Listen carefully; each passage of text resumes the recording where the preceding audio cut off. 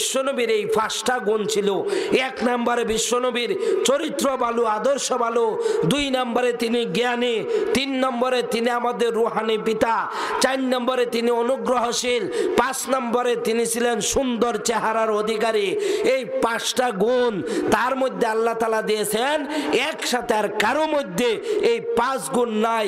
এই জন্য বিশ্বনবীকে আমাদের মানতেই হয়, মানতেই হয়। তাকে মানা আমাদের জন্য ফরজ। বলছিলাম ওমা আতাকুমুর রাসূলু ফাখুযুহু, রাসূল যা এনেছে তা গ্রহণ করো। ওমা নাহাকুম আনহু ফান্তাহু, আর রাসূল যা নিষেধ করেছে তা ছেড়ে দাও। এর কারণ বিশ্বনবীর মধ্যে পাঁচ গুণ আছে। আর এই চরিত্রের মধ্যে কোনো স্পট নাই, এই চরিত্রের মধ্যে কোনো কলঙ্ক নাই। তার কথা বলতে কোনো সমস্যা নাই, তার কথাই তো মানবো যে সব দিক থেকে ভালো। দুই খান কথা বলছেন, এই দুই খান কথা বলে ও শেষ ইনশাআল্লাহ। দুইটা কথা শুনে যাইতেন না? আল্লাহ বলছেন ওমা আতাকুমুর রাসূলু ফাখুযুহু ওমা নাহাকুম আনহু ফান্তাহু। ওমা আতাকুমুর রাসূলু ফাখুযুহু, রাসূল তোমাদের জন্য যা এনেছে তা গ্রহণ করো।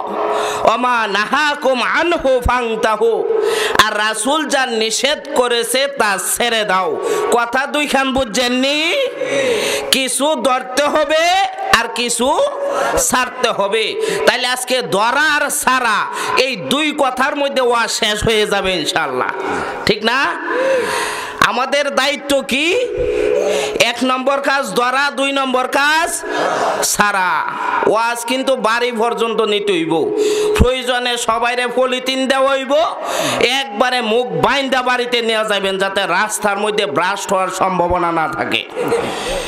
তাহলে এক নম্বর কাজ ধরা, দুই নম্বর কাজ ছাড়া। রাসূলের কাজ কেন ধরতে হবে আর তিনি যা নিষেধ করেছেন কেন ছাড়তে হবে, এই কেনর উত্তরটা পেয়ে গেলেও শেষ। রাসূলের কাজ কেন ধরতে হবে আর কেন ছাড়তে হবে, এইটার কারণ হচ্ছে বিশ্বনবীর মধ্যে পাঁচটা গুণ ছিল। সেই পাঁচটা গুণ আর পৃথিবীর কোনো মানুষের মধ্যে একসাথে পাওয়া যায় না।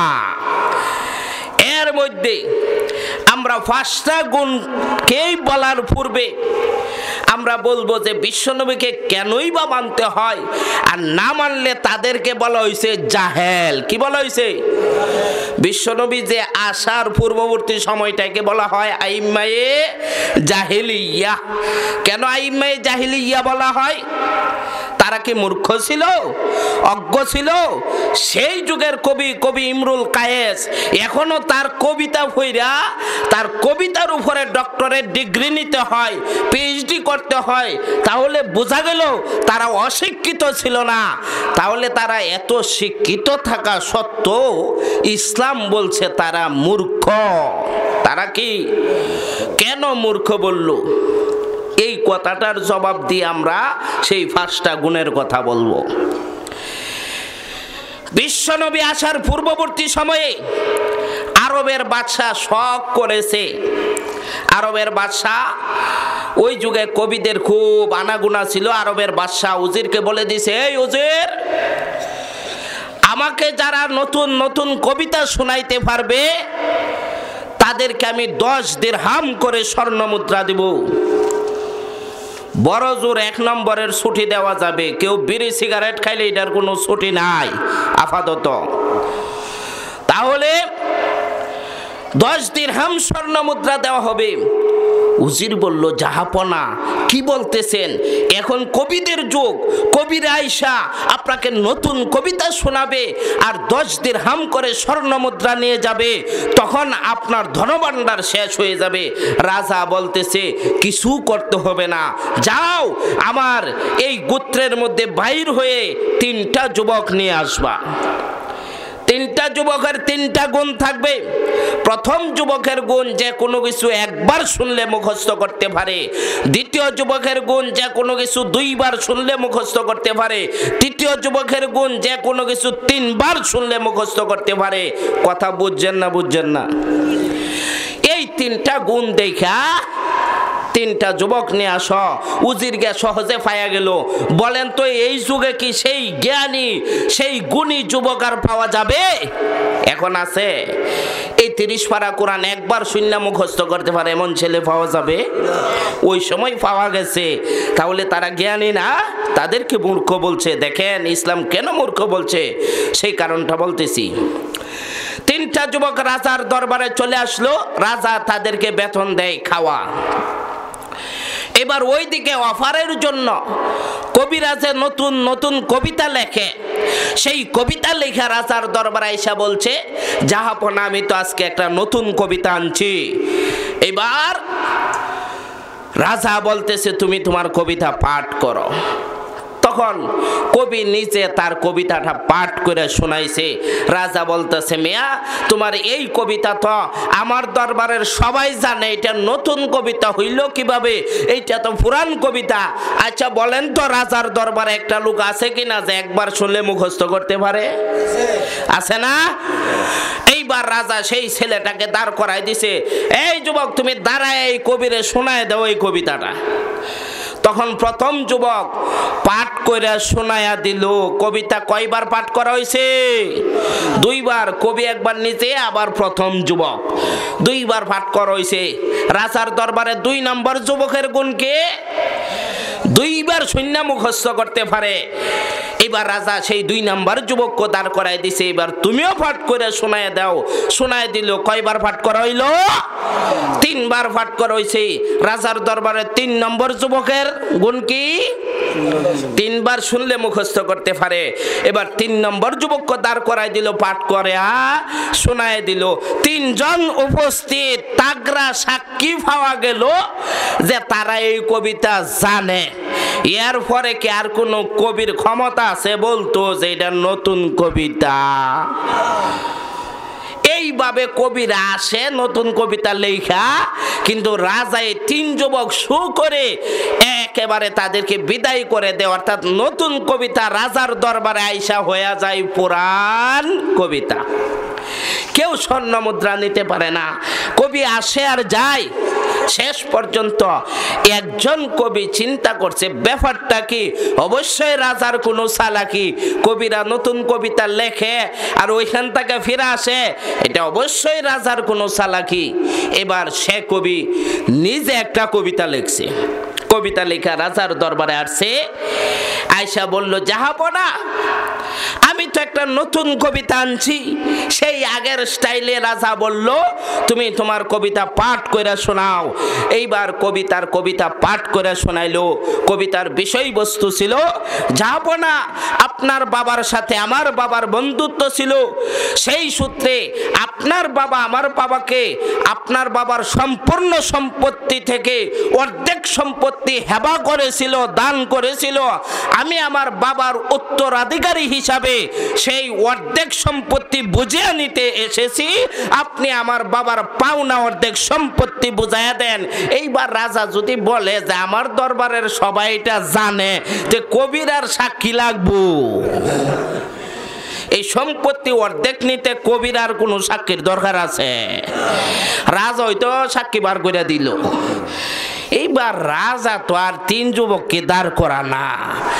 রাজা কয় এতদিন পরে আমি একটা নতুন কবিতা শুনলাম। এইবার রাজা বলে, এই উজির এই 10 দিরহাম এই কবিরে দিয়া আজকে থেকে এই অফার বন্ধ করে দাও। এই অফার আর চলবে না, কারণ কবিরা টের পাইছে কি করতে হইব। তাহলে এই যে দেখেন কবিরা যে কবিতা লেখে তারও জ্ঞানী, যেই কবি চালাকি ধরতে পারলো সেও জ্ঞানী, এই পলিসি যে করেছে না রাজাও জ্ঞানী, 3টা যুবক যে সেই যুবকও জ্ঞানী। সবাই জ্ঞানী কিনা জোরে বলেন? জ্ঞানী হওয়ার পর ইসলাম বলছে তাদেরকে ঠাডা মূর্খ। তাদেরকে কি বলছে? ঠাডা মূর্খ বলছে। এর কারণ কি? তাদের জ্ঞান ছিল, বুদ্ধি ছিল, তারা বুদ্ধিজীবী ছিল। এখনো যারা বুদ্ধিজীবী আছে দেখবেন সবগুলার মাথার মধ্যে চুল নাই। এই বুদ্ধিজীবী ছিল, বুদ্ধির সাথে ইসলাম ছিল না, বুদ্ধির সাথে কোরআন ছিল না, বুদ্ধির সাথে বিশ্বনবীর আদর্শ ছিল না। এই জন্য তাদেরকে ইসলাম বলছে মূর্খ। আজকের দিনও যারা বুদ্ধিজীবী, আজকের দিনও যারা টাক্কু মাথা নিয়ে ইসলামের বিরুদ্ধে বড় বড় কথা বলে, এই সকল বুদ্ধিজীবীরা, এই সকল নাস্তিকেরা, এরা ইসলামের দৃষ্টিতে ঠাডা মূর্খ। তাহলে কেন মূর্খ? যে কোরআন নাই, কোরআনের জ্ঞান নাই। কোরআনের জ্ঞান না থাকলে ইসলাম শিক্ষিত বলে না। আজকে যদি আমরা দেখি যে যুক্তির ঊর্ধ্বে হইল ইসলাম, যুক্তির ঊর্ধ্বে কি ইসলাম? যুক্তি দিয়ে ইসলাম বোঝা যাবে? ইসলাম বুঝতে হবে কোরআন হাদিস দিয়ে। যুক্তির ঊর্ধ্বে যে ইসলাম, এই কথাটার একটা ছোট্ট উদাহরণ দিয়ে আমি ইনশাল্লাহ 5 পয়েন্টে যাচ্ছি। আমাদের দেশে আমরা দেখি যখন বৈশাখ মাস আসে তখন বাহির থেকে অনেক দাওয়ালরা আসে গ্রামগঞ্জের মানুষের ধান কাটার জন্য, আসে না? ওই সময় বৈশাখ মাসে আমরা দেখি হঠাৎ হঠাৎ এমন বৃষ্টি আসে, এমনকি ঠাডাও পড়ে, পরে কি পড়ে না? তো দেখা গেছে ঠাডা পড়া কিছু লোক অজ্ঞান অবস্থায় আছে, বন্ধের মধ্যে কাজ করতেছিল, অজ্ঞান আছে, তাদেরকে হসপিটালে নেওয়া হয়েছে। তো সিভিল সার্জনের রিপোর্ট দিছে যে এরা সবাই মারা গেছে। সিভিল সার্জনের রিপোর্ট কি? সবাই মারা গেছে। তো সবগুলারে যখন নিছে এইবার পোস্টমর্টেম করার জন্য, যখন একটা কক্ষের মধ্যে নেওয়া হইল যে এই সবগুলারে পোস্টমর্টেম করবে। পোস্টমর্টেম বুঝেন তো? কাটা ছিঁড়া করবো, ঠিক না? সবগুলারে যে নিছে, ওই সময় একজনে এখনো মরছে না। এক লোকে গিয়া বলতেছে, সবগুলারে গাইটা গাইটা দেখতেছে, গনতেছে যে কয়টা মারা গেছে। তো একটাই কো, স্যার আমি তো মরছি না। কো, স্যার আমি তো মরছি না। তো এই লোকে দমক দে বলতাছে, বেটা তুই মরছত না, তুই কইতাছ, তুই বেটা কদুলে ভরা করছ, তুই বুঝত বেশি না সিভিল সার্জনে বেশি বুঝে? সিভিল সার্জনে কইছে মারা গেছত বেটা, আর তুই কইতাছ মরছত না। কারণ সিভিল সার্জনে শিক্ষিত মানুষ, তিনি বুঝে বেশি, জানে বেশি, ঠিক না? বে ঠিক কথাটা। তো সিভিল সার্জনে কইছে মারা গেছে, আর হ্যাঁ কইতাছে আমি মরছি না। তাইলে যুক্তি মতে কি সিভিল সার্জনের কথা ঠিক না? মানে যুক্তি মতে সিভিল সার্জন তো শিক্ষিত, তার কথা মানতে গেলে তো এখন জেঠা মানুষ মেরা লাইতে হইব, ঠিক না? তো এই জন্য যুক্তি দিয়ে ইসলাম বোঝা যাবে না। যুক্তি দিলে অনেক যুক্তির পিছনে আমরা পড়ে যাব, ঈমান নামক দৌলতকে হারিয়ে ফেলতে হবে। তখন সিভিল সার্জনের কথা নিয়ে দৌড়া যাবে না, নাস্তিকদের যুক্তি নিয়ে দৌড়া যাবে না, অর্থাৎ বেঈমানদের যুক্তি নিয়ে দৌড়া যাবে না, মুশরিকদের যুক্তি নিয়ে দৌড়া যাবে না। আজকে যারা ইসলামের শত্রু, তারাই কিন্তু আমাদের দেশের শত্রু। আজকে যারা কোরআনের শত্রু, তারাই আমাদের দেশের শত্রু। আর আজকে আমরা তার বিপরীতে আজকে সিভিল সার্জনের দোহাই দিয়ে ইসলাম নামক দৌলতকে বিদায় করার এক পায়তার আমাদের দেশে চলছে। সম্মানিত উপস্থিতি, এই জন্য সাবধান থাকতে হবে। বিশ্বনবীর আদর্শ নিয়ে কথা বলবো এই জন্য যে বিশ্বনবীকে কেন মানতে হবে। বিশ্বনবীর মধ্যে 5টা গুণ ছিল, যেই 5টা গুণ পৃথিবীর আর কোনো মানুষের মধ্যে নাই। 1 নাম্বার গুণ, আল্লাহ তাআলা ঘোষণা দিয়েছেন, ওয়া ইন্নাকা লাআলা খুলুকিন আযীম। হে নবী, আপনার চরিত্র 100-এর মধ্যে 100% পবিত্র। সুবহানাল্লাহ। এটা কি চা খাওয়ার পবিত্রর মতো? নির্বাচন আইলে বাজারের মধ্যে একটা স্টল দিছে, এই 1.5 টাকা দামের পাতলা পানি, সাথে একটু লিগার, চা খাইতেছে, আর সকালবেলা স্লোগান, অমুক ভাইয়ের চরিত্র ফুলের মতো পবিত্র, নামাজ পড়ে না 1 ওয়াক্ত, ডাক দিলে হয় বিরক্ত, হয় কি হয় না? নাম্বার এটারে পবিত্র বানায়া ছাইরা দে, অথচ একটা ওয়াক্ত নামাজ পড়ে না লোকটা, সারাটা বছর মদ গাজার সাথে জড়িত, সারাটা বছর নারীবাজির সাথে জড়িত, সারাটা বছর সমাজের ক্ষতি করলো, সারাটা বছর মানুষের ক্ষতি করলো, আর এখন আমি আপনার স্লোগান দিয়া মাত্র 1.5 টাকা দামের চা খায়া বলতেছি ফুলের মতো পবিত্র। এই সর্বনাশ, এইটাকে ফুলের মতো পবিত্র হইতে পারে? তাহলে বিশ্বনবীর চরিত্র এই চা খাওয়ার পবিত্রর মতো না। বিশ্বনবীর চরিত্র আল্লাহ বলছেন আজিম চরিত্র। আজিম কাকে বলা হয়? আজিম হলো এত মহান, এত বড় যে এর উপরে আর বড় হয় না। যেমন যদি আমরা উদাহরণে দেখি, পৃথিবীর মধ্যে সবচাইতে মহাগ্রন্থ, যার উপরে আর শ্রেষ্ঠ গ্রন্থ নাই, এই গ্রন্থের নাম কি? আল কোরআন। মাশাআল্লাহ, তো জানে, তো মুরব্বীরা তো জানে, দেখা যা। এই কোরআনকে আল্লাহ তাআলা বলছেন কুরআনান আযীমা। এই কোরআন হইল আজিম কোরআন। সুবহানাল্লাহ। যত জায়গা আছে, জায়গার মধ্যে সবচাইতে মর্যাদাশীল জায়গার নাম হচ্ছে আরশ, যেখানে আল্লাহ ইস্তাওয়া আলাল আরশ, আল্লাহর অবস্থান সমাসীন। সেই আরশটাকে আল্লাহ তাআলা সেই আরশের নাম দিয়েছেন আরশুল আযীম। অর্থাৎ আরশটা আজিম, আরশ মানে সবচেয়ে মহান জায়গা। সুবহানাল্লাহ। ঠিক তেমনি ভাবে আমরা যদি কোরআনের লক্ষ্য করি, গুনার মধ্যে সবচেয়ে বড় গুনার নাম কি?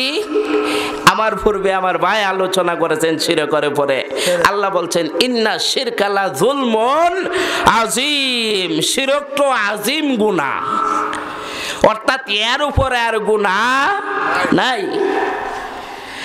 আবার যারা জাহান্নামে যাইব, জাহান্নামীদের মধ্যে সবচাইতে কঠিন আযাব যাদের হবে তাদের নাম হচ্ছে মিস্টার মুনাফিক। এই মুনাফিকদের আযাবের বেলায় আল্লাহ বলছেন আযাবুন আযীম। এর মানে এর উপরে আর শাস্তি নাই।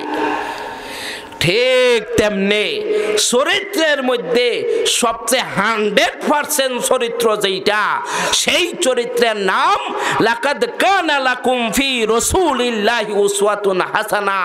বিশ্বনবীর আদর্শ, বিশ্বনবীর চরিত্র।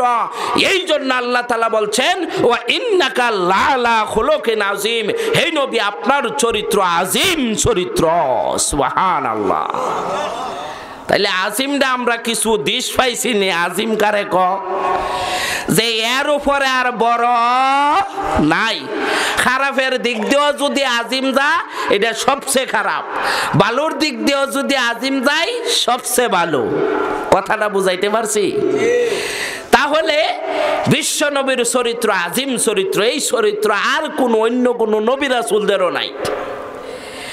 এই জন্য আল্লাহ তাআলা বলছেন যে বিশ্ব নবীর চরিত্র যে আজিম, 1 নাম্বার কোয়ালিটি বিশ্ব নবীর চরিত্র ভালো। বিশ্ব নবীর চরিত্র ভালো, এই কথাটা আমরা বুঝবো। এবার ইমাম গাজ্জালী রহিমাহুল্লাহর সময় এক খ্রিস্টান পাদ্রী, খ্রিস্টানদের এমন ধর্ম প্রচারের এক মজলিসের মধ্যে ইমাম গাজ্জালী চলে গেলেন।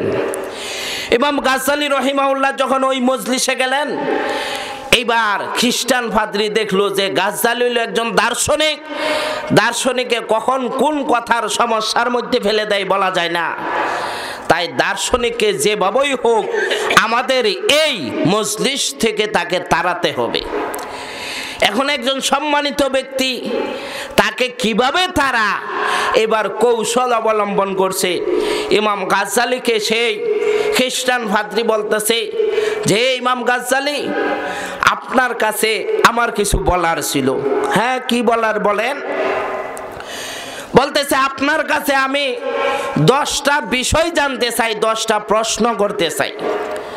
তো খ্রিস্টান পাদ্রীর কথা হইল কানার তো মনে মনে জানা। কি বলেন? তার ভাবনা হইল যে খ্রিস্টান পাদ্রী ভাবতেছে যে ইমাম গাজ্জালী 10টা প্রশ্নের জবাবও দিতে পারবে না, তখন লজ্জায় আর এখানে থাকবে না, চলে যাবে। কথা বুঝতে কি অসুবিধা হইতেছে? অসুবিধা হইলে বলবেন, আরো সহজ ভাষায় কথা বলবো। তাহলে খ্রিস্টান পাদ্রী যে এই নিয়ত করে ইমাম গাজ্জালিকে 10টা প্রশ্ন করবে, তো ইমাম গাজ্জালি বলতেছেন যে 10টা প্রশ্নের যদি জবাব দিতে পারি তাহলে শেষে আমিও একটা প্রশ্ন করতে চাই। এই কথাটা আপনাদেরকে আমি কিছুক্ষণ পরে জিজ্ঞাসা করব। কোন কথাটা? যে ইমাম গাজ্জালি যদি 10 প্রশ্নের জবাব দিতে পারে তাহলে শর্ত হইল একখান। কয়খান? একখান শর্ত। কি শর্তটা? যে আমিও একটা প্রশ্ন করতে চাই।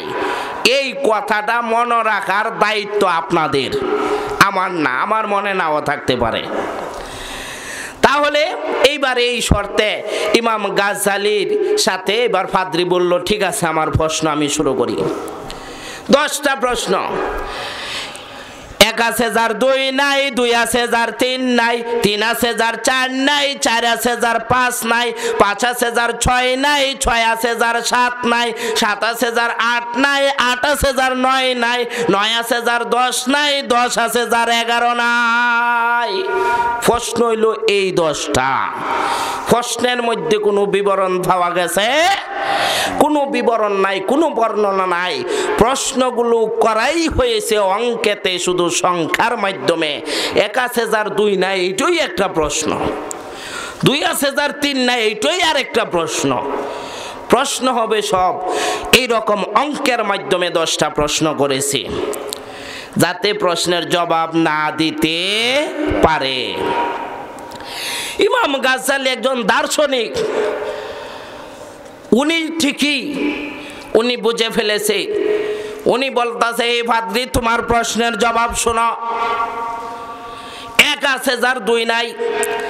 আল্লাহ তাআলা পবিত্র কোরআনে বলেন, কুল হুয়াল্লাহু আহাদ। হে নবী আপনি বলে দেন আল্লাহ এক, অদ্বিতীয়, 2 হইতে পারে না। সুবহানাল্লাহ। নম্বর প্রশ্নের উত্তর হইছে নি? 2 নাম্বার প্রশ্ন, 2 আছে যার 3 নাই। আল্লাহ তাআলা পবিত্র কোরআনে বলেন, তুলিজুল লাইলা ফিন নাহারি ওয়া তুলিজুন নাহারা ফিল লাইল। 2 আছে যার 3 নাই। এইটা বলা হয়েছে একটা রাত্রকে এবং একটা দিনকে।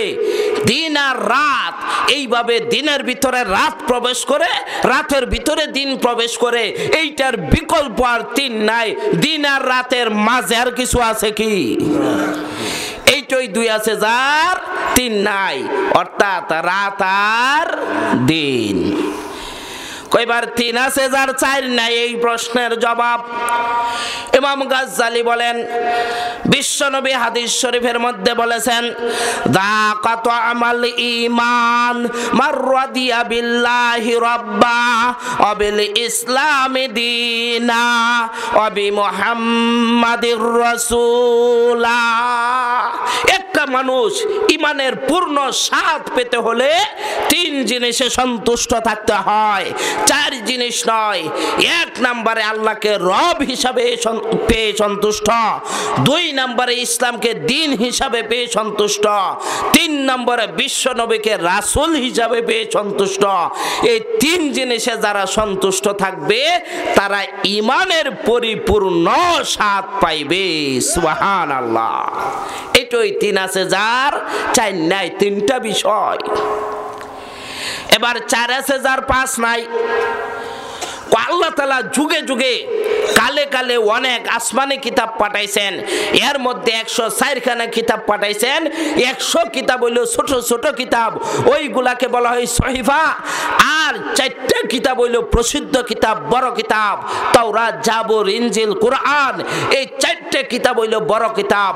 এইটাই আল্লাহ তাআলা 5টা পাঠান নাই, এইটাই 4 আছে যার 5 নাই, অর্থাৎ 4টা আসমানি কিতাব। সুবহানাল্লাহ। 5 আছে যার 6 নাই। এই প্রশ্নের জবাব কি? বিশ্ব নবীর হাদিস আছে। ইমাম গাজ্জালি বলেন, আল্লাহ রাসূল বলে দিয়েছেন বুনিয়াল ইসলামু আলা খামসিন শাহাদাতি আল্লাহ ইলাহা ইল্লাল্লাহ ওয়া আন্না মুহাম্মাদান আবদুহু ওয়া রাসূলুহু ওয়া ইকামিস সালাতি ওয়া ইতাইজ যাকাতি ওয়াল হজ্জ ওয়া সাওমি রমাদান। ইসলামের খুঁটি হইল পাঁচটা। ইসলামের বেনা কয়টা? মক্তবের মধ্যে আমরা শুনছি না, 1 নম্বরে কালিমা, 2 নম্বরে নামাজ, 3 নম্বরে যাকাত, 4 নম্বরে হজ, 5 নম্বরে রমজানের রোজা। এই 5টা হইল ইসলামের খুঁটি বা বেনা। এইটাই 5 আছে, যার 6 নাই। ইসলামের বেনা 5টি, এটা 6টা হইতে পারে না। এই হলো 5 নাম্বার প্রশ্নের জবাব। এবার 6 নাম্বার প্রশ্নের জবাব। 6 আছে যার, 7 নাই। সূরা হাদিদের 4 নম্বর আয়াতের মধ্যে আল্লাহ বলছেন খালাকাস সামাওয়াতি ওয়াল আরদি ফি সিত্তাতি আইয়াম আইয়ামিন সুম্মা ইস্তাওয়া আলাল আরশ। আল্লাহ সুবহানাহু ওয়া তাআলা এই আসমান জমিন 6 দিনে সৃষ্টি করেছেন, 7 দিন সময় লাগান নাই। এইটাই 6 আছে যার, 7 নাই। কথাটা বুঝে আসছেনি? 6 আছে যার, 7 নাই। প্রশ্নের উত্তর কি? আসমান জমিন আল্লাহ কয় দিনে সৃষ্টি করেছেন? 6 দিনে, 7 দিন সময় লাগান নাই। এইটাই 6 আছে যার, 7 নাই। কয়বার 7 আছে যার, 8 নাই। এই প্রশ্নের জবাব কি? কোরআনের ফরতে ফরতে জায়গায় জায়গায় কত বলবো, আয়াতের অভাব নাই, হাদিসের অভাব নাই। আল্লাহ তাআলা বলেন ওয়াল্লাযীনা কাফারু ওয়া কাযযাবু বিআয়াতিনা উলাইকা আসহাবুন নারি হুম ফিহা খালিদুন। যারা এই দুনিয়ার মধ্যে কাফের, মুশরিক, বেঈমান, বেদিন, নাস্তিক, শাহরিয়ার কবির, হাসানুল হক ইনু, এই সমস্ত নাস্তিক যারা উলামায়ে কেরামের গার মটকাইতে চায়, উলামায়ে কেরামকে পিটাতে চায়, এই সকল নাস্তিকদের জন্য আল্লাহ তাআলা জাহান্নাম রেখেছেন কয়টা? আওয়াজ নাই, তেল নাই নাকি? না ভয় পাইতাছেনি? কুয়াশার মধ্যে হুজুরের এই কথা শুননা যদি গরম হয়ে যায়, আর জোরে কথা বলি মুখ দিয়া যদি কুয়াশা ঢুকে, তাইলে তো অবস্থা খারাপ। আরে মুসলমান তো কষ্টের মধ্যে গর্জন দিয়ে অভ্যাস। বদরের মধ্যে যখন গেছে, মুসলমানরা যাইতে দেরি হইছে, কাফেররা গিয়া উপরের যে শক্ত জায়গা আছে ওইটা দখল করে তাবু গাইরা ফেলছে কাফেররা, আর মুসলমানদের জন্য রাখছে নিচের জায়গা, যেই জায়গার মধ্যে বালু আর বালু।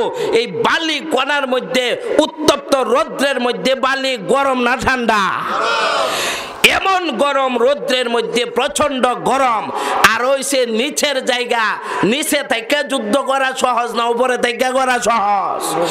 এই যে উপর থেকে দিলই তুই পড়বো, কিন্তু নিচে থেকে শক্তি খাটাই আনতে হবে, ঠিক না? তাহলে 1 নম্বরে কাফেররা উঁচু জায়গা দখল করে আছে, 2 নম্বরে শক্ত জায়গা যেটা এঁটেল মাটি, কোনো ধরনের সমস্যাই নাই। তাহলে তারা এই বালু পজিশনে, আর মুসলমানরা গিয়া নিচের জায়গা, বালু কণা, রৌদ্র, গরম, হাঁটা যায় না, পায়ে ঠসা পড়ে যায়, এমন একটা অবস্থার মধ্যে আছে। আল্লাহ তাআলা এই রাত্রিটা যাপন করার লেগে দিছে।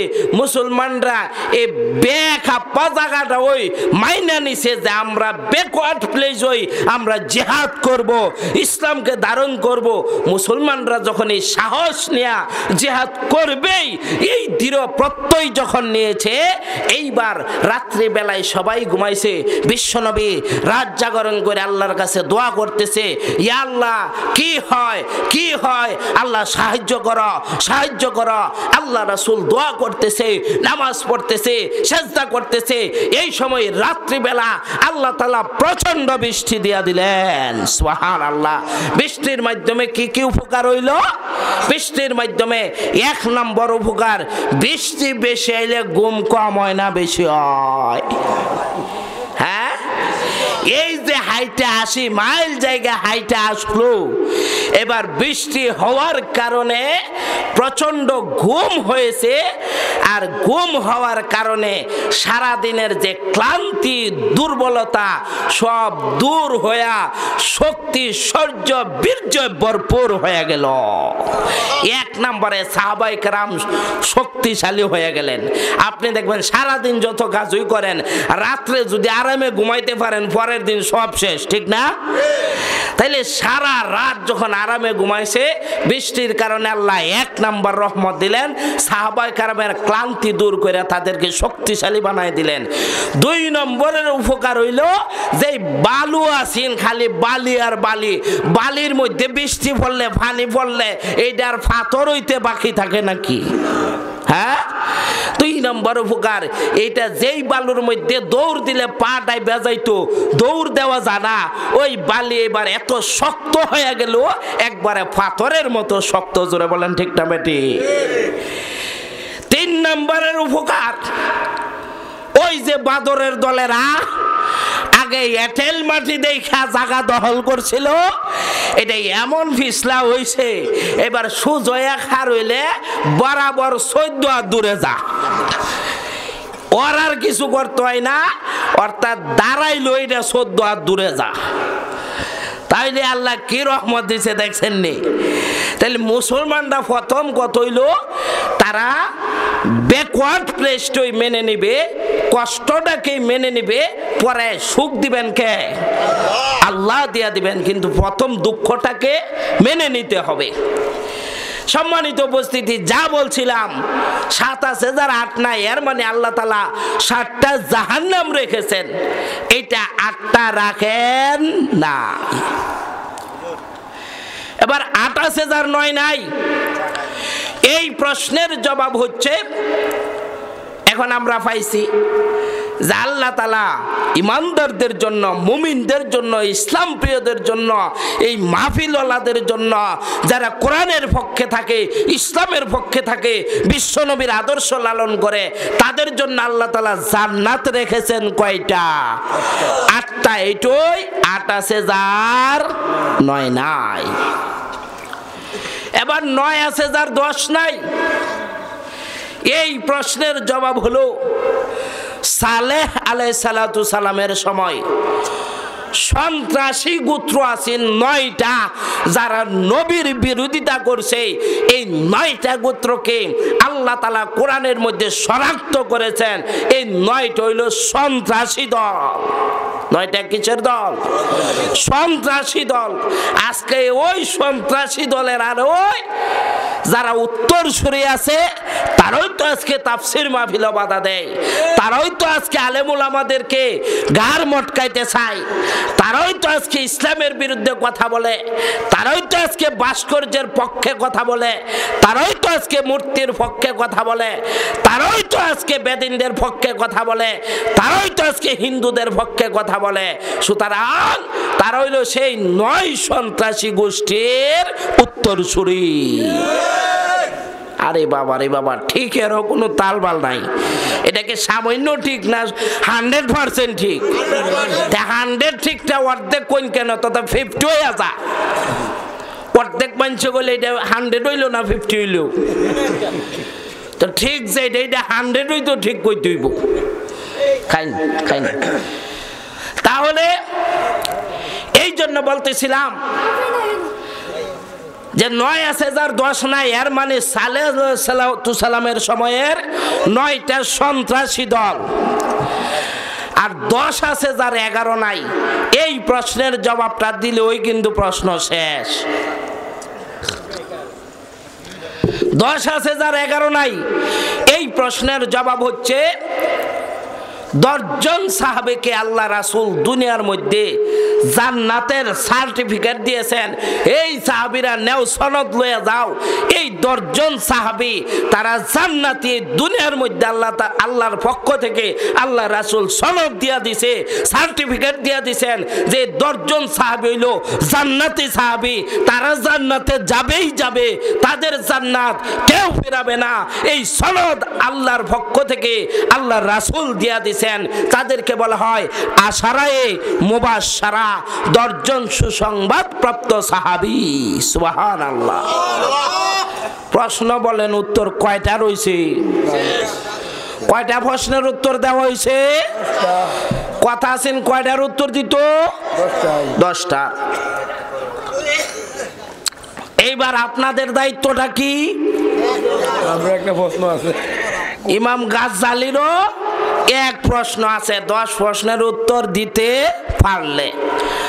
10 প্রশ্নের উত্তর যেহেতু দিতে পারছে, তাহলে ইমাম গাজ্জালির পক্ষ থেকে প্রশ্ন একটা করা হবে কি হবে না? হবে, চুক্তি মোতাবেক হবে। এবার ভাদ্রি বলতেছে, হে ইমাম গাজ্জালি, শর্ত মোতাবেক তো আপনি 10 প্রশ্নের জবাব দিয়ে দিলেন, আচ্ছা এবার আপনি আপনার প্রশ্নটা করুন। এবার ইমাম গাজ্জালি বলতেছে, হিন্দু, মুসলিম, ইহুদি, নাসারা, খ্রিস্টান, বৌদ্ধ যত ধর্ম আছে, আপনার কাছে জানার বিষয় হলো সকল ধর্মের মানুষের জন্য একমাত্র শান্তি আর মুক্তির পথ কোনটি, শান্তি আর মুক্তির রাস্তা কোনটি, সেই রাস্তাটির নাম বলে দেন। কথা বুঝতে কোনো অসুবিধা হয়েছে? প্রশ্ন একটা, ওই যেই পথটা অবলম্বন করলে মুসলমানও যদি অবলম্বন করে শান্তি পাইব, মুক্তি পাইব, ইহুদিও যদি করে, নাসারাও করে, হিন্দুও করে, যেই কোনো ধর্মের ব্যক্তি যেই পথটা অবলম্বন করলে শান্তি আর মুক্তি পাবে, ওই পথের নামটা বলে দেন। কথা ক্লিয়ার না ভেজাল আছে? এবার খ্রিস্টান ফাদ্রি কয়, ইমাম গাজ্জালি, তুমি যেহেতু 10 প্রশ্নের জবাব দিছ, একটা প্রশ্নের জবাব আমি না দিলে হক আদায় হয় না।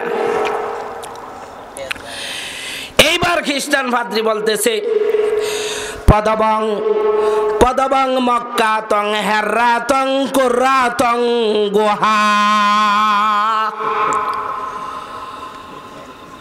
এবার খ্রিস্টান ফাদ্রি কয়, হে ইমাম গাজ্জালি, আমার পক্ষ থেকে যেই কথা, পদবং মক্কাতং হেরাতং কুরাতং গুহা, হে বিদির মানুষ, তোমরা যদি শান্তি আর মুক্তি পেতে চাও, তাহলে যেই ব্যক্তি মক্কার হেরা গুহার মধ্যে ধ্যানমগ্ন ছিল আর তার স্রষ্টা তার উপরে 30 পারা কোরআন নাজিল করে দিয়েছে, শান্তি আর মুক্তি পেতে চাইলে তোমরা তার আদর্শ ধরো। তাইলে শান্তি আর মুক্তির পথের নাম কি? বিশ্বনবীর আদর্শ। কে বলছে? খ্রিস্টান বলছে, ঠিক না? এবার আসুন, এই কথা শুধু খ্রিস্টানই বলে নাই, হিন্দুরাও বলেছে। কারা বলেছে? বিভিন্ন ধর্মে বিশ্বনবীর আদর্শ বিষয় মনে আছে নি? এবার হিন্দুরা কি বলেছে? হিন্দুদের বেদ হইল 4 প্রকার, ঋগ্বেদ, সামবেদ, অথর্ববেদ, যজুর্বেদ। 4টা বেদের মধ্যে আছে যা দেবী সর্বভূতে শান্তি রূপে অং নমস্তছে নম নম অল্লং জ্যেষ্ঠং শিষ্টং পরমং পূর্ণং ব্রাহ্মণ অল্লন আল্লাহ রসুল মোহাম্মদ রকং বরস আদুল্লাহ বুকানে বাকাম আল্লাহ বুকানে ইকাতাম। এত এসমেন নেন্তরে মেচ্ছা যাচ্ছে সে শিষ্য শাখা সমান্বিত আসুর সংহারিণী হুরং অল্লাহ অল্লাং ইল্লাল্লাহ তিল্লাল্লাং।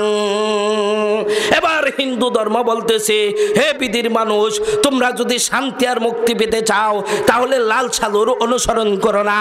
তোমরা যদি শান্তি আর মুক্তি পেতে চাও তাহলে কোনো বৌদ্ধর অনুসরণ করো না, কোনো ঠাকুরের অনুসরণ করো না।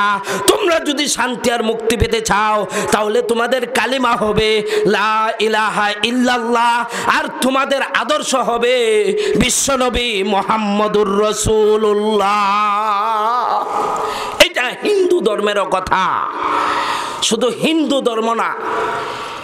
এবার বৌদ্ধ ধর্মের মহাপণ্ডিত গৌতম বুদ্ধ বলতেছে, আমি 50 বছর এই টাক্কু মাথায়, ওই যে বুদ্ধিজীবী, কয় টাক্কু মাথায় 50 বছর লাল শালু গায়ে দিয়ে গবেষণা করেছি, গবেষণা করে যা পাইলাম এই পৃথিবীর মানুষ তোমাদের জন্য এবার তা রাইখা যাইতাছি, তোমরা আমার কথাটা মনোযোগ দিয়ে শোনো।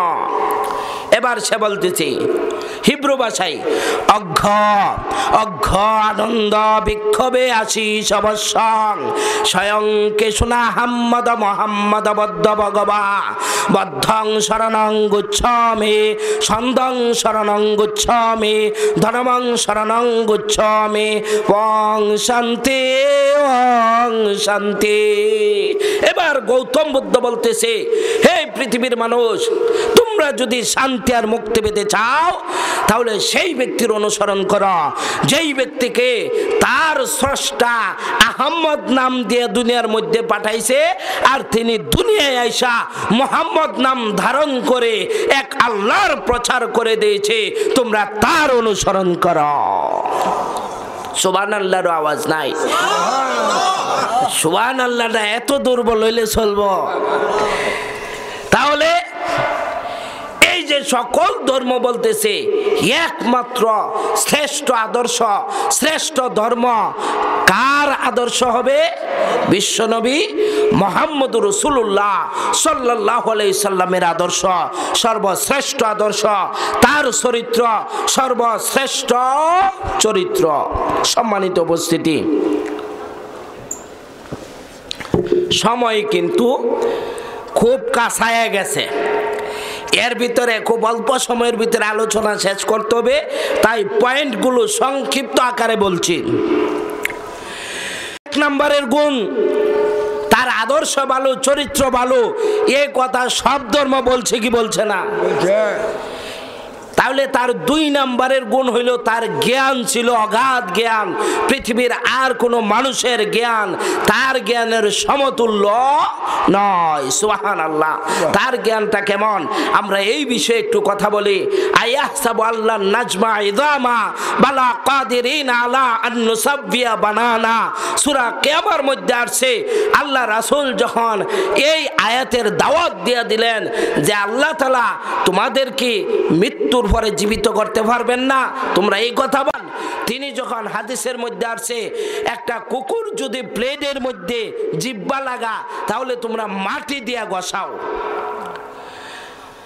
তখন এই যে মাইকেল হার্ট চিন্তা করলো আধুনিক সাবান আছে, পাউডার আছে, কত ধরনের জীবাণুনাশক জিনিস আছে আমাদের কাছে, তাহলে মাটি দিয়া ঘষাইতে হবে কেন?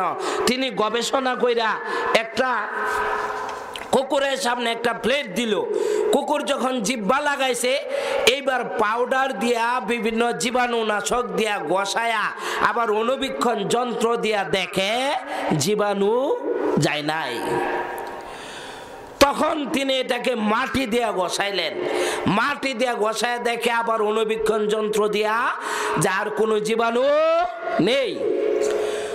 তখন এসে মাইকেল হার্ট উনি বলতেছে যে ইসলামের নবী মুহাম্মদ নবীর আমলে তো কোনো অনুবীক্ষণ যন্ত্র ছিল না, তাহলে তিনি কিভাবে বুঝলেন যেটা মাটি দিয়া ঘষাইলে জীবাণু চলে যাবে?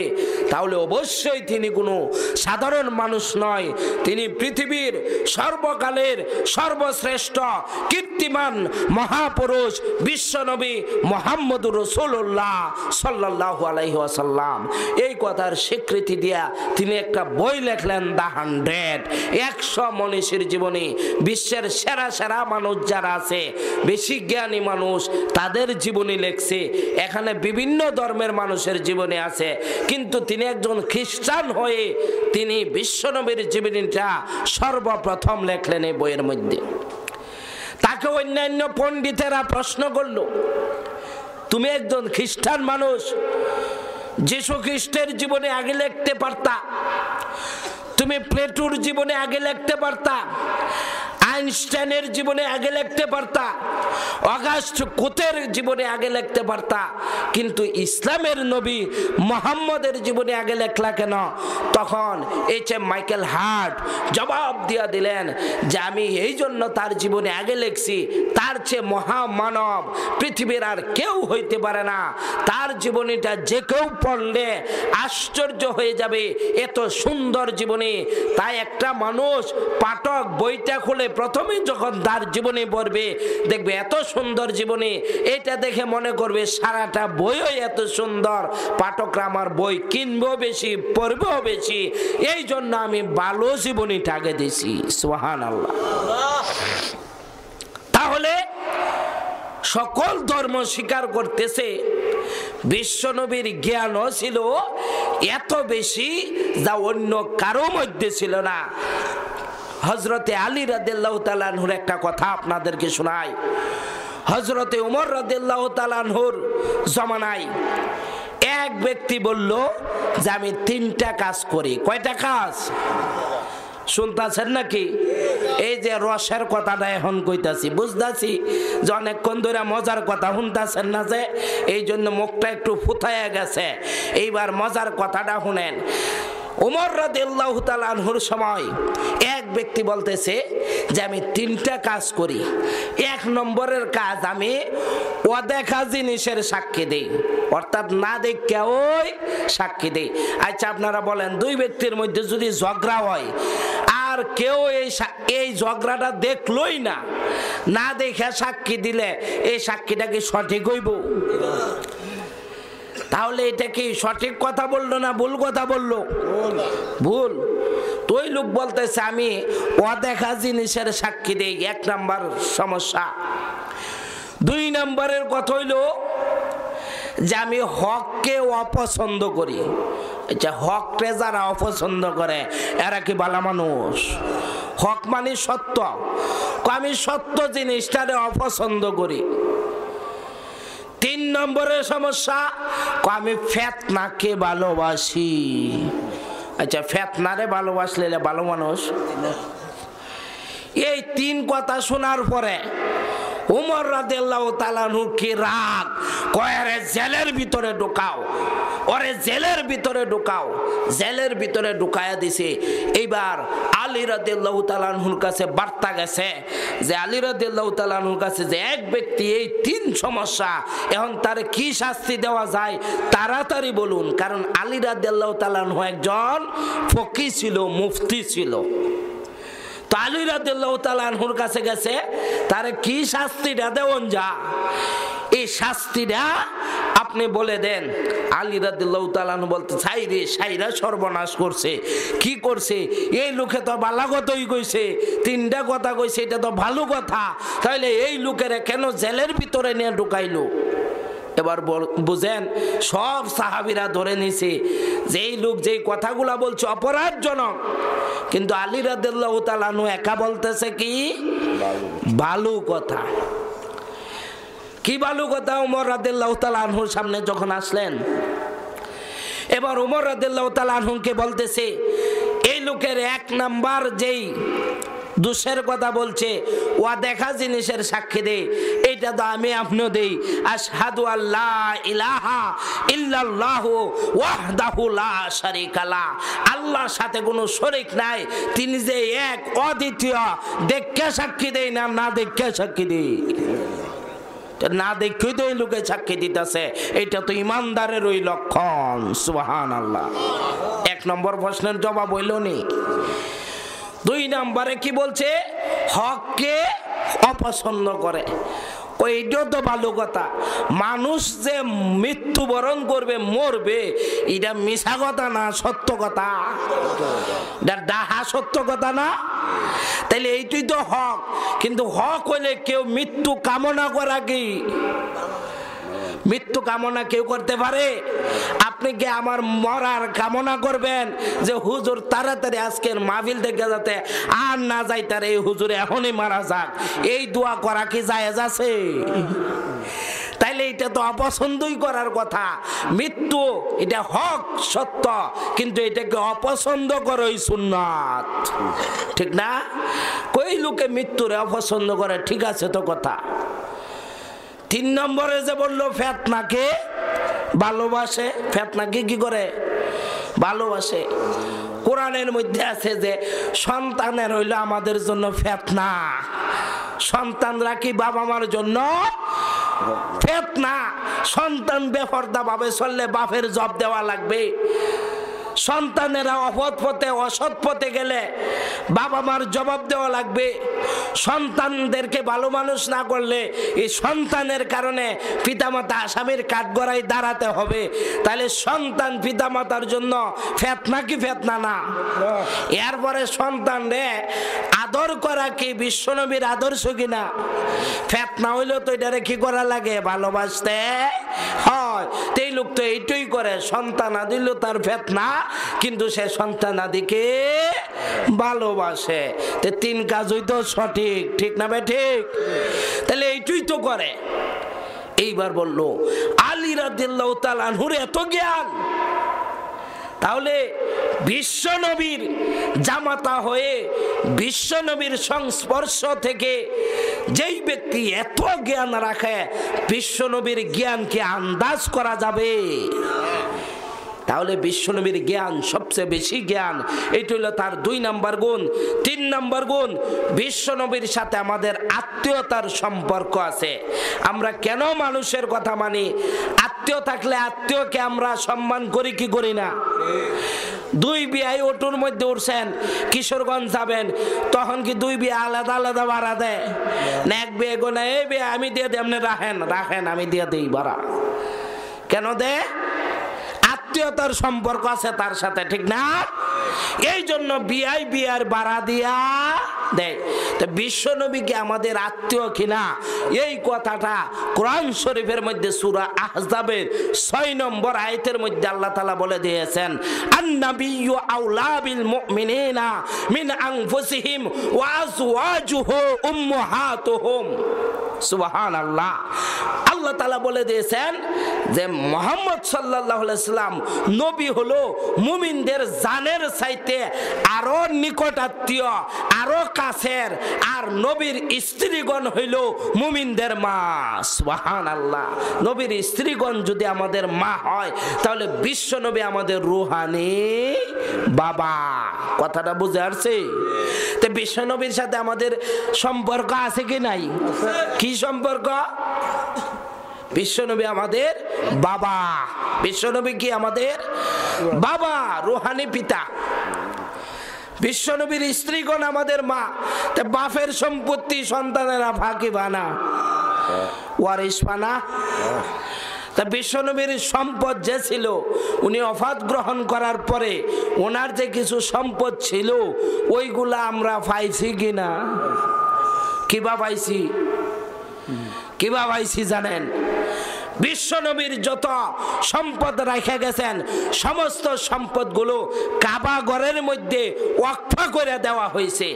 যার দরুন পৃথিবীর সমস্ত সম্পদ, পৃথিবীর সমস্ত সন্তানেরা বিশ্বনবীর সেই কাবা ঘরে যখন যাবে, আর সেই বিশ্বনবীর সম্পদের সুযোগ সুবিধা ভোগ করবে, কিয়ামত পর্যন্ত বিশ্বনবীর সব সন্তানেরা বিশ্বনবীর ওয়ারিশ হিসাবে সেই সম্পদের সুযোগ সুবিধা ভোগ করবে।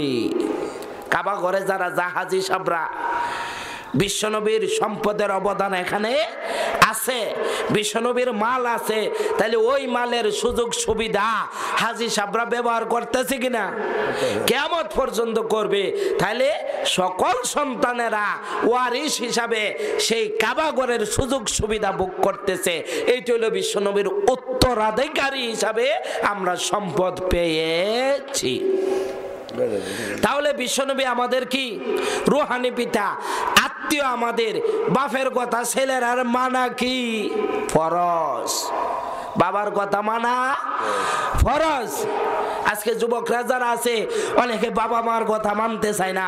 বাবা মার কথা মানতে হবে, না মানলে আল্লাহ রাসূল বলছেন রিদার রব্বি ওয়া রিদাল ওয়ালিদাইন, পিতামাতার সন্তুষ্টির মধ্যেই আল্লাহর সন্তুষ্টি নিহত।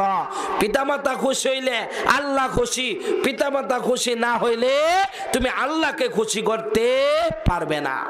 তাহলে আল্লাহকে খুশি করতে হইলে আতিউল্লাহ ও আতিউর রাসূল, বিশ্বনবীরও ইত্তেবা করতে হবে। তাহলে বিশ্বনবী আমাদের 3 নাম্বার কোয়ালিটি হিসাবে পাইলাম, বিশ্বনবী আমাদের আত্মীয়। 4 নম্বরে আমরা কেন বিশ্বনবীর কথা মানব? বিশ্বনবী আমাদের প্রতি অনেক দয়া করেছেন, অনুগ্রহ করেছেন। আপনার যারা শুভাকাঙ্ক্ষী, যেই ব্যক্তি সবসময় আপনার উপকার করে, সেই ব্যক্তির কথা আমরা শুনি কি শুনি না?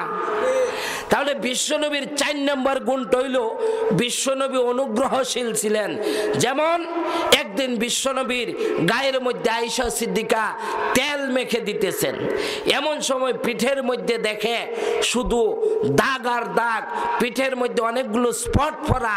এবার আয়েশা সিদ্দিকা বিশ্বনবীকে প্রশ্ন করে, ইয়া রাসূলুল্লাহ, আপনার পিঠের মধ্যে, আপনার শরীরের মধ্যে এত ক্ষত বিক্ষত কেন?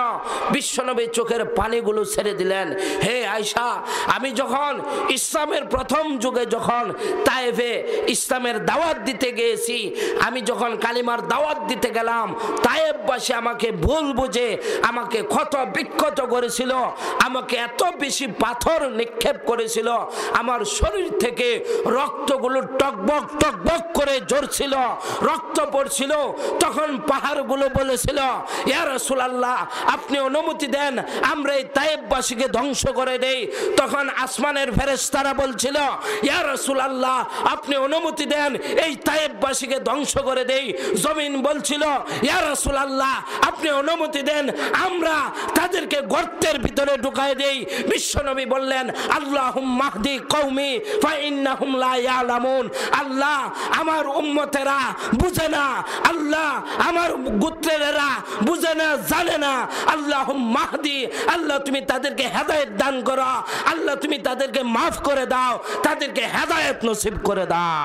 নারায়ে তাকবীর, নারায়ে তাকবীর। আল কোরআনের আলো ঘরে ঘরে জ্বালো, ঘরে ঘরে জ্বালো, আল কোরআনের আলো।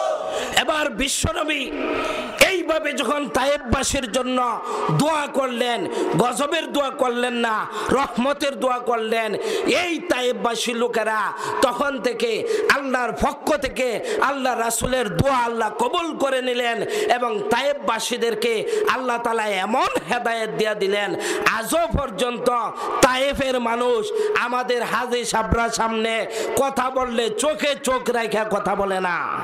আজও পর্যন্ত সেই তায়েফবাসী নিচের দিকে, মাটির দিকে তাকায়া কথা বলে, কারণ তাদের মনে আজও জায়গা আছে যে আমরা আমাদের নবীকে অপমান করেছিলাম, আমরা আমাদের নবীর গায়ে হাত উঠাইছিলাম, আমরা এত বড় অপরাধ করেছি, আমরা নবীর উম্মতের চোখের সামনে চোখ রাখা কথা বলার যোগ্যতার আমরা রাখি না। এই জন্য আজকে তারা জমিনের দিকে, নিচের দিকে তাকায়া কথা বলে। তায়েফবাসী কিয়ামত পর্যন্ত এইভাবেই তারা কথা বলবে।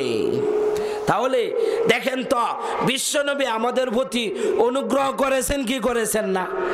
বিশ্বনবী যদি তাদের জন্য বদদোয়া করতেন, আল্লাহ ধ্বংস করে দিতেন, কিন্তু তিনি কি বদদোয়া করেছেন না হেদায়েতের দোয়া করেছেন? হেদায়েতের দোয়া করেছেন। এই হলো বিশ্বনবীর 4 নম্বর গুণ, যে তিনি উম্মতের প্রতি অনুগ্রহশীল, উম্মতের প্রতি রহমশীল। সুবহানাল্লাহ।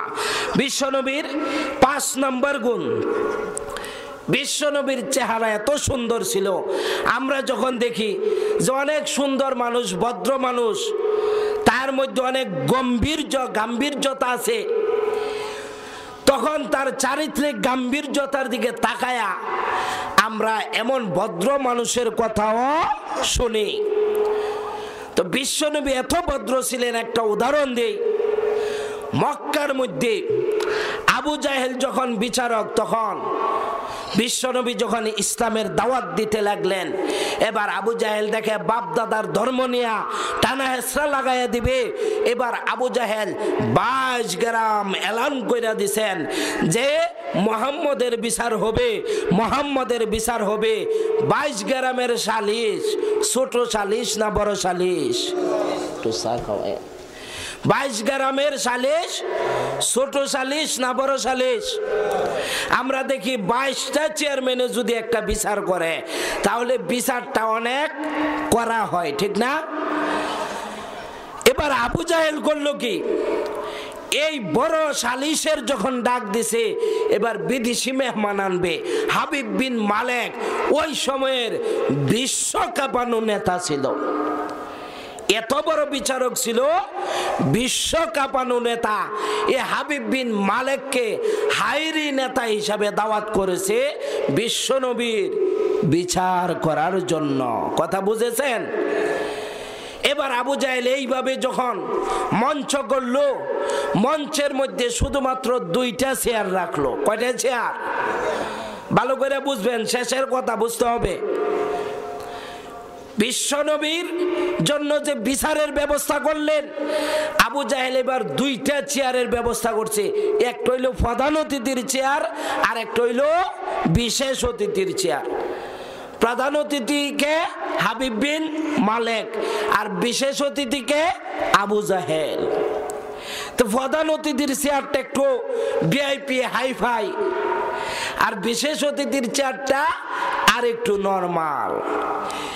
এই 2টা চেয়ার রাইখা আবু জাহেলের নিয়ত হইল মুহাম্মদ যখন আসবে সামনে এসে দাঁড়ায়া কথা বলবে, আর হাবিব বিন মালেক প্রধান অতিথির চেয়ারে বসে থাকবে, আর আবু জাহেল বিশেষ অতিথির চেয়ারে বসে থাকবে। এখানে তো আর চেয়ারও নাই, মুহাম্মদ ইচ্ছা করলো কোনো চেয়ারে বসতে পারবে না, যেহেতু চেয়ার নাই। বুদ্ধিটা এর ভিতরে ভালো না খারাপ? ভালো বুদ্ধি না কোট বুদ্ধি? কোট বুদ্ধি। যে ওর কোট বুদ্ধি কি? বিশ্বনবীকে অপমান করা, দাঁড়ায় রাইখা বিচার করবে, বসতে দিবে না।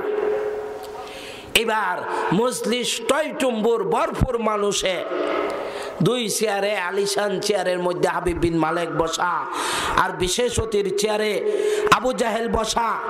এমন সময় স্টেজের পিছন দিক থেকে বিশ্বনবী মুহাম্মদুর রাসূলুল্লাহ যখন মঞ্চের দিকে পা বাড়ালেন, মঞ্চের দিকে ধীরে ধীরে আসতেছেন। এত সুন্দর চেহারা, নুরানি চেহারা, এই চেহারার দিকে হাবিব বিন মালেক দেখে যে এত চমৎকার একটা সুন্দর চেহারা, এত ভদ্র মানুষ, এত ভালো মানুষ, এই সুন্দর মানুষটার নামে আমি বিচার করতে আসছি। বিশ্বনবী আগাইতেছে, আর হাবিব বিন মালেকের মনে এই জল্পনা কল্পনা শুরু হয়ে গেছে। এই সুন্দর মানুষটা কিভাবে বদমাইশি করে, এই সুন্দর মানুষটা কিভাবে অন্যায় কাজ করে, এই সুন্দর মানুষটা কিভাবে বেইনসাফি কাজ করে, এই সুন্দর মানুষটা কোনোভাবেই তো অপরাধ করতে পারে না, তাহলে তার নামে কেন বিচার, তার নামে কেন সালিশ, তার নামে কি বিচার করব? এত সুন্দর মানুষটা, এত ভদ্র মানুষটা, এত ভালো মানুষটা কিভাবে অন্যায় করতে পারে? বিশ্বনবী যেই মাত্র মঞ্চের সামনে আসলেন, হাবিব বিন মালেক নিজেও জানে না, নিজে দাঁড়ায়া বিশ্বনবীর হাত ধরে বিশ্বনবীকে প্রধান অতিথির চেয়ারে বসায় দিলেন।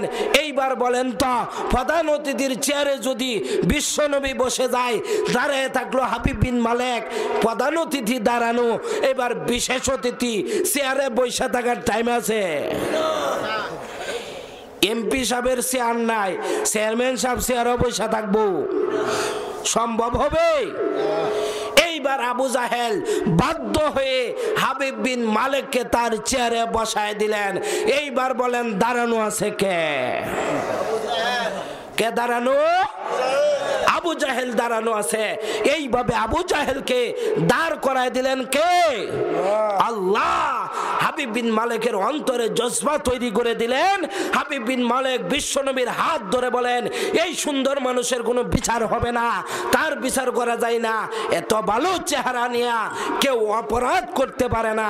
হাবিব বিন মালিক বলেন, আপনার হাত ধরে আমি আপনার কালেমা পড়ে নিচ্ছি, লা ইলাহা ইল্লাল্লাহু মুহাম্মাদুর রাসূলুল্লাহ সাল্লাল্লাহু আলাইহি সাল্লাম। এই কালেমা পড়ে হাবিব বিন মালিক ইসলাম কবুল করে নিলেন। সুবহানাল্লাহ। এইভাবে আল্লাহ তাআলা যারা বিশ্বনবীর বিরোধিতা করে, বিশ্বনবীর উল্টা চলে, তাদেরকে চেয়ারহারা করে দিবেন কে? আল্লাহ। কিভাবে দাঁড় করাবেন সে নিজেও টের পাবে না। এইভাবে সুন্দর চেহারা দেখে মুগ্ধ হয়ে হাবিব বিন মালিক তার বিচারই করলেন না। তাহলে বিশ্বনবীর এই 5টা গুণ ছিল। 1 নম্বরে বিশ্বনবীর চরিত্র ভালো, আদর্শ ভালো। 2 নম্বরে তিনি জ্ঞানী। 3 নম্বরে তিনি আমাদের রুহানি পিতা। 4 নম্বরে তিনি অনুগ্রহশীল। 5 নম্বরে তিনি ছিলেন সুন্দর চেহারার অধিকারী। এই 5টা গুণ তার মধ্যে আল্লাহ তাআলা দিয়েছেন, একসাথে আর কারো মধ্যে এই 5 গুণ নাই। এই জন্য বিশ্বনবীকে আমাদের মানতেই হয়, মানতেই হয়। তাকে মানা আমাদের জন্য ফরজ। বলছিলাম, ওমা আতাকুমুর রাসূলু ফাখুযুহু, রাসূল যা এনেছে তা গ্রহণ করো। ওমা নাহাকুম আনহু ফান্তাহু, আর রাসূল যা নিষেধ করেছে তা ছেড়ে দাও। এর কারণ বিশ্বনবীর মধ্যে 5 গুণ আছে। আর এই চরিত্রের মধ্যে কোনো স্পট নাই, এই চরিত্রের মধ্যে কোনো কলঙ্ক নাই। তার কথা বলতে কোনো সমস্যা নাই, তার কথাই তো মানবো যে সব দিক থেকে ভালো। তাহলে কিন্তু আমরা যারা বলবো আমাদের আদর্শ মানো, আমাদের নিজেদের খবর নিলে দেখা যায় নিজের আর ওই দোষের কোনো। এই জন্য আমাদের কথা মানা যাবে না, মানতে হবে বিশ্বনবীর কথা। বিশ্বনবী যা বলছে তার আদর্শ মোতাবেক চলতে হবে। সম্মানিত উপস্থিতি, একবারে শেষ করে দিচ্ছি আমি আপনাদের সামনে, আর 2টা কথা বলে শেষ করে দেই। আমরা আজকের আলোচনা থেকে যা শিখলাম, এই ওয়াজটা বাড়িতে নিতে হবে। শুরুর দিকেই বলছিলাম, যদি না নেওয়া যায়, নাসির গাজীর কথা বলে শুরু করছিলাম, নাসির গাজীর কথা বলে শেষ করে দেই। নাসির গাজী রহিমাহুল্লাহ এত বড় আলেম, হারুনুর রশিদ তার সময়ের বাদশাহ, নাসির গাজীর বুদ্ধি পরীক্ষার জন্য 3 টাকা দিয়া বলছে, হে নাসির গাজী, তুমি 3 টাকার সদাই আনবা। 1 টাকার এখন, আরেক টাকার তখন, আরেক টাকার এখনো না তখনও না। এই 3টা সদাই কিশোরগঞ্জে তো টাটকা প্রত্যেক দোকানে পাওয়া যায়। কি বলেন? পাওয়া যায়। 1 টাকার এখন, এখন কোন সদাই আছে? আরেক টাকার তখন, এটা পাওয়া যাবে। আরেক টাকার এখনো না তখনও না। এই 3 টাকার 3টা সদাই আনতে হবে। নাসির গাজী এই 3 টাকা লইয়া বাজারের দিকে রওনা দিছে সদাই আনতো। এখন তখন, এখনো না তখনও না, এই 3 টাকার সদাই আনবে। এত জ্ঞানী লোক ভাবতেছে তার জ্ঞান এত বেশি যে বেশি জ্ঞানী কিন্তু বয়ান করতে পারে না, ওয়াজ করতে পারে না। এমন অনেক আলেম আছে জ্ঞান অনেক বেশি কিন্তু ওয়াজ করতে পারে না। তো উনি যখন তার জুমার নামাজও গেছে নামাজ পড়তে, তো মহল্লাবাসী বলতেছে, আমরার হুজুরের নাম কিশোরগঞ্জ গেলেও শুনি, ঢাকা গেলেও শুনি, যেখানে যাই সেখানেই শুনি, আর আমাদের এলাকার হুজুর আমরা তার 2টা কথা শুনবো না। এইটা কি হইতে পারে? আজকে আমরা হুজুরের ওয়াজ শুনবো, নাসির গাজী হুজুরের ওয়াজ শুনবো। সবাই মুসল্লিরা ধাক্কায় এনে মিম্বরে উঠাইছে যে হুজুর আমাদেরকে আপনি নসিহত করুন, সারা দেশে আপনার এত সুনাম।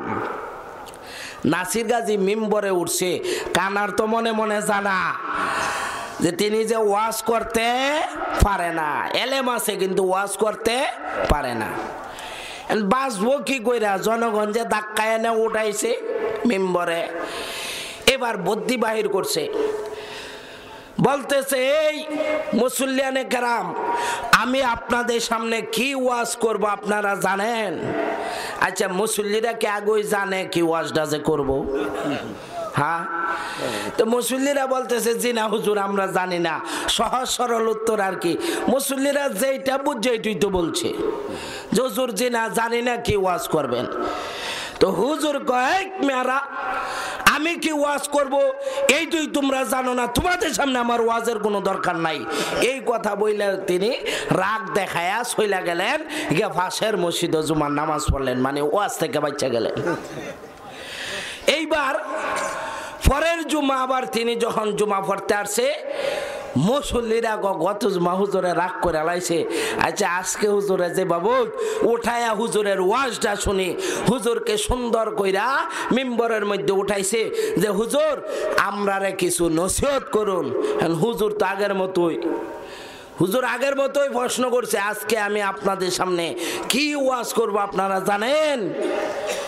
মুসল্লিরা কি চিন্তা করছে, গত জমাই বলছি জানি না কয়ে কি ওয়াজ শুনতে পারছে? মুসল্লিরা কয় আমরা তরিকা বদলাই। মুসল্লিরা কয় জি হুজুর জানি। মেয়েরা ফাইজলামি করো, জানোতে আমারে কষ্ট দিতা চোখেরে, আমি নামিয়া জায়গা জানোই তো কি ওয়াজ করাম। এই মুসল্লিরা ওয়াজ শুনতে পারলো না। এইবার পরের জুম্মার মধ্যে আসছে, এইবারও মুসল্লিরা ধাক্কায়া হুজুরে উড়াইছে, উড়াইয়া হুজুর আজকে ওয়াজ করন না, আজকে ওয়াজ শুনবো। এইবার হুজুর বয়ান একটা ওই যে আজকে আপনাদের সামনে কি ওয়াজ করব আপনারা জানেন? তো মুসল্লিরা এক জুমাই বলছে জানি না, ওয়াজ শুনতে পারছে না। আরেক জুমাই বলছে জানি, তাও ওয়াজ শুনতে পারছে না।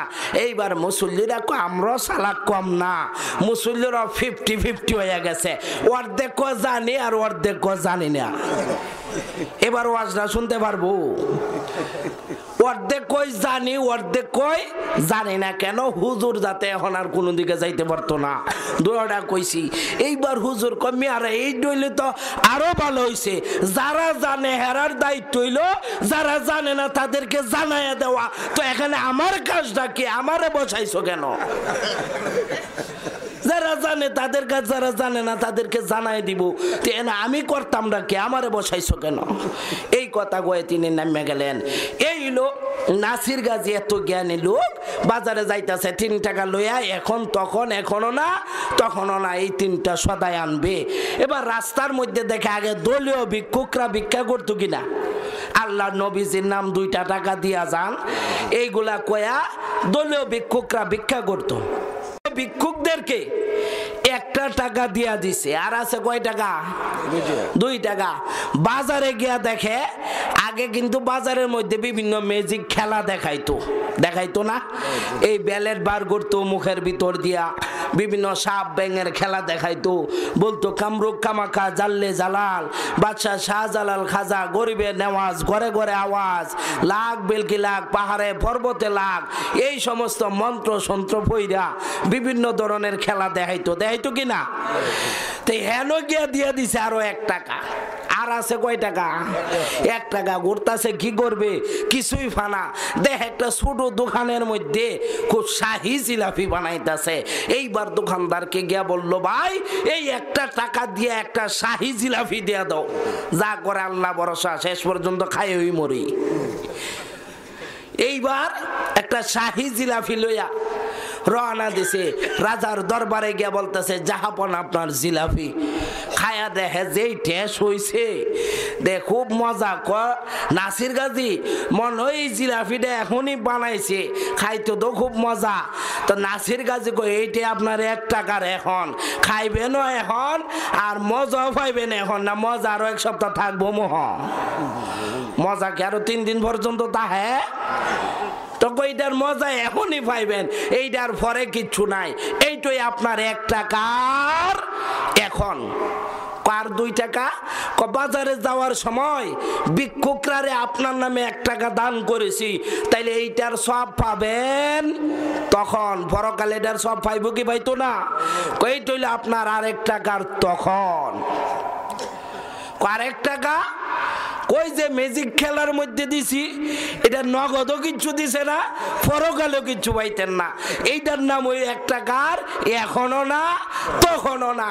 আজকে যদি আমরা ওয়াজটা বাড়িতে না নিতে পারি, এখনো কিচ্ছু পাইলাম না, পরকালে কিচ্ছু পাবো না।